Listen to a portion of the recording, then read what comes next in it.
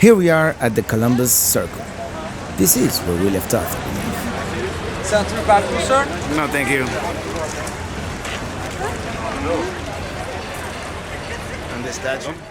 This is part 2 of our trip to New York. Look for part 1, where we indulged in culinary adventures in Brooklyn and Manhattan, walked around Times Square and Midtown, and got lost in Central Park.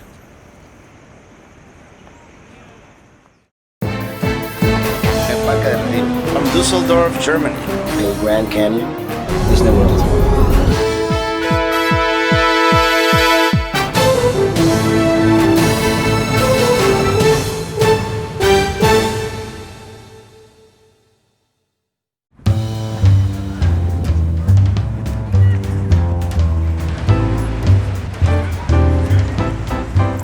We continue here at Columbus Square, where there is a statue of Christopher Columbus up on a pedestal, sort of like the one in Barcelona. Our original plan was to walk, but we take the subway instead and get off at 81st Street, where the Metropolitan Museum is.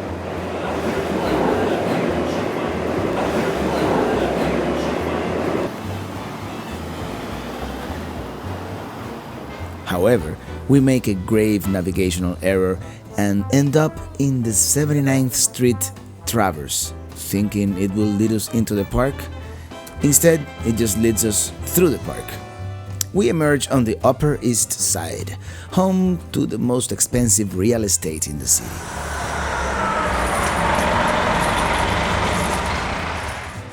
We have a couple of drinks here and there, and have some food. Even have a drink at a place called Peraluma, which reminds us of one of our favorite technology podcasters. I guess we forgot to take video of this area. Enjoy the Ken Burns slideshow instead. Time to come back to Midtown.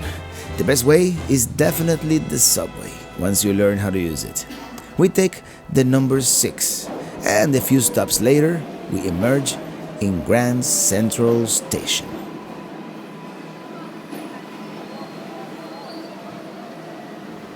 Sorry about the shaky cam, folks. This is the iPhone 4 for you. Actually, almost half of what you've seen today and most of what you are about to see was shot with the iPhone. We decided to pass by the Chrysler Building, but all we get to see is the lobby. It's an office building, of course, and it has a very famous ceiling mural. The Chrysler Building is considered a masterpiece of Art Deco architecture, and here's the reflection.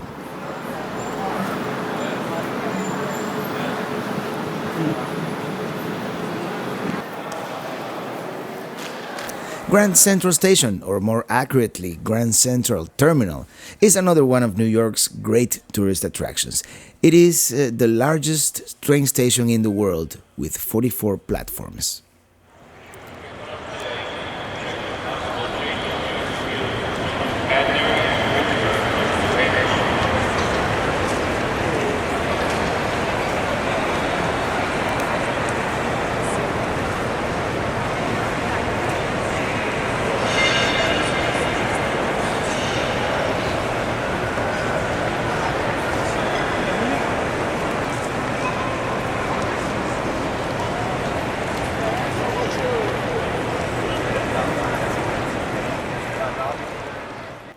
Okay, from now on, we decide to ditch the big high-def camera, so it is all iPhone from now on. So take your Dramamine, especially if you're watching the high-def version on a big screen. Anyway, this is my favorite Times Square ad, M&M's. Let's go.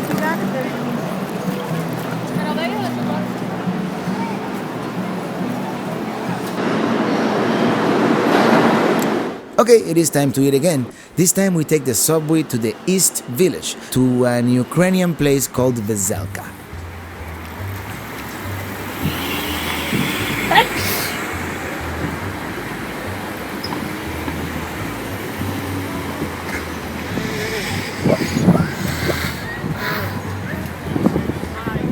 Here we have Ukrainian borscht, which is a beet soup, and their famous veal goulash. Delicious. Back in Midtown, we stumble across the entrance to the Top of the Rock observation deck, and we decide to go up.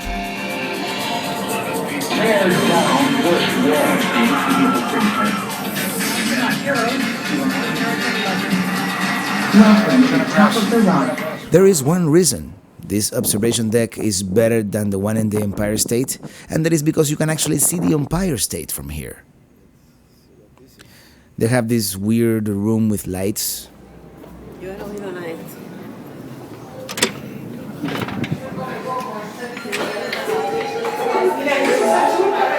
From the top of the rock. The view is spectacular. Manhattan at our feet.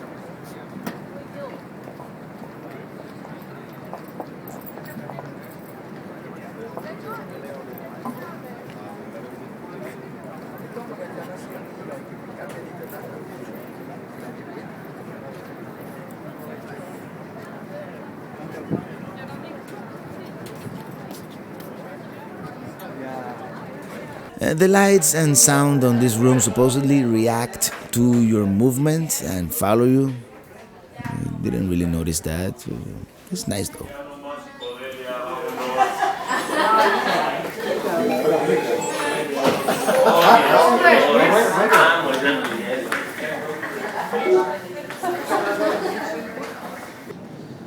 Hi, and thank you for joining me in our New York adventure. Tonight we're coming to you from the Top of the Rock observation deck, where you can see the Empire State Building behind us.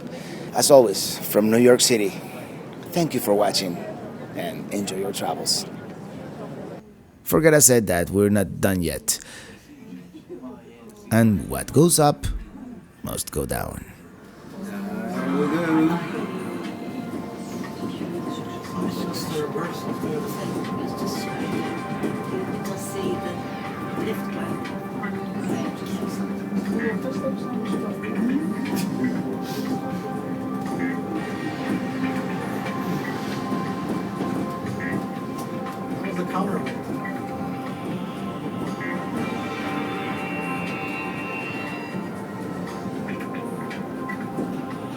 Thank you for visiting Top of the Rock Observation Deck.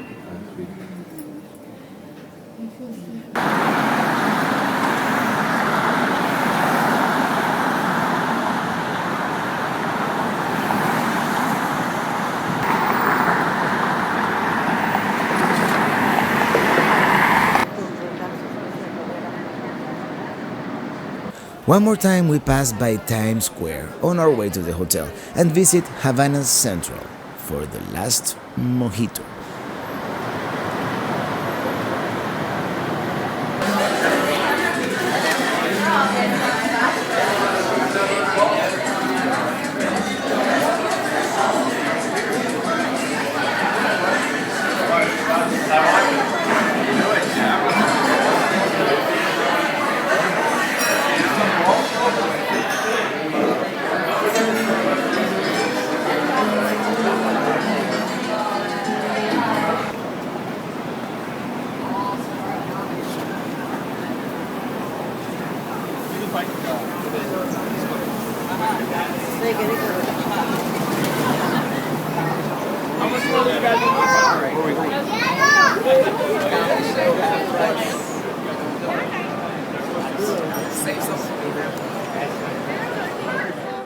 And the night goes on.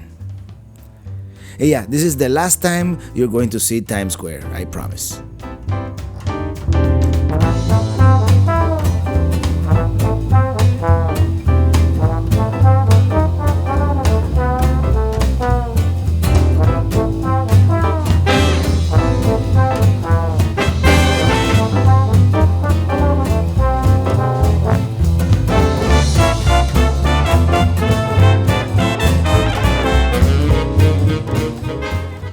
Good morning. We begin the day with New York pizza for breakfast. We cross the Hell's Kitchen neighborhood and end up by the Hudson River and the USS Intrepid.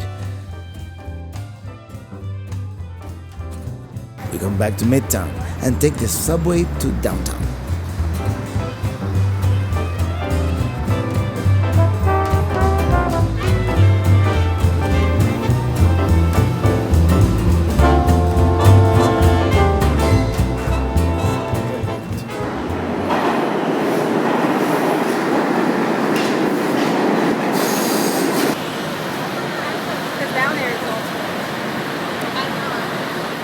We emerge a couple of blocks away from what is now called Ground Zero. The last time I was here, in 1994, there stood two great towers that are no more.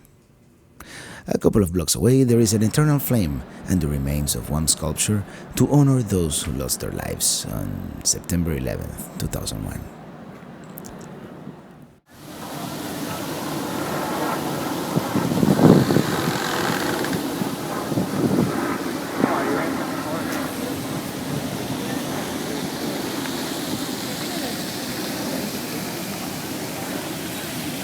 In Battery Park, we have a hot dog, another great symbol of New York City.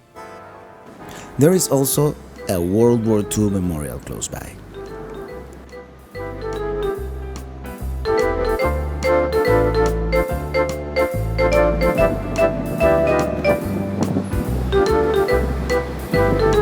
We start walking up Water Street and we end up at the South Street Seaport.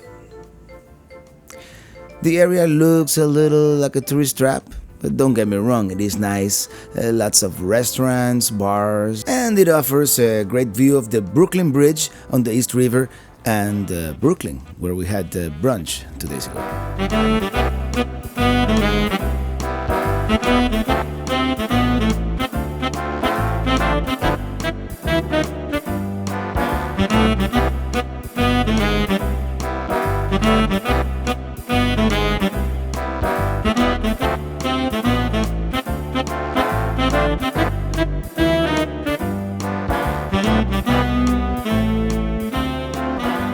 We continue walking north as Water Street becomes Pearl Street and we approach Chinatown.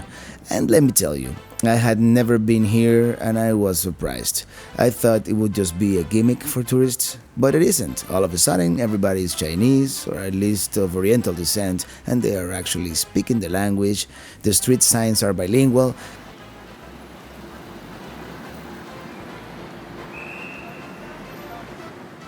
There is a statue of Ling Zexu, the leader of the moral high ground.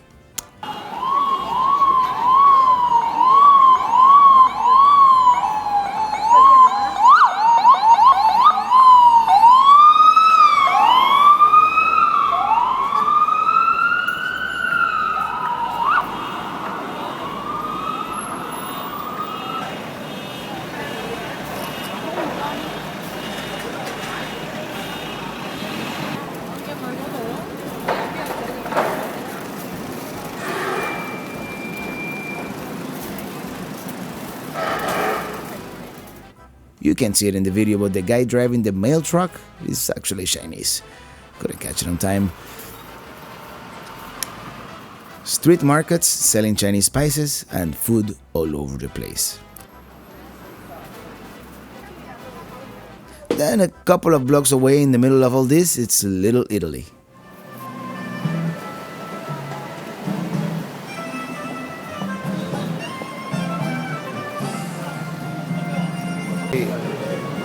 We are having Italian gelato actually.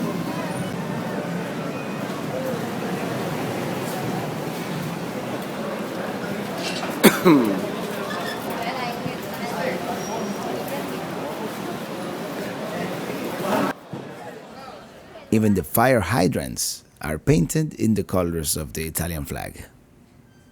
Well, all good things must come to an end. We must take the Lincoln Tunnel to New Jersey and the Newark Airport. Look at the insane line to go into Manhattan. I hope you have enjoyed our lightning New York escapade. 2.5 days is a fraction of the time needed to explore the capital of the world, but we'll be back. As always, thank you for watching and enjoy your travels.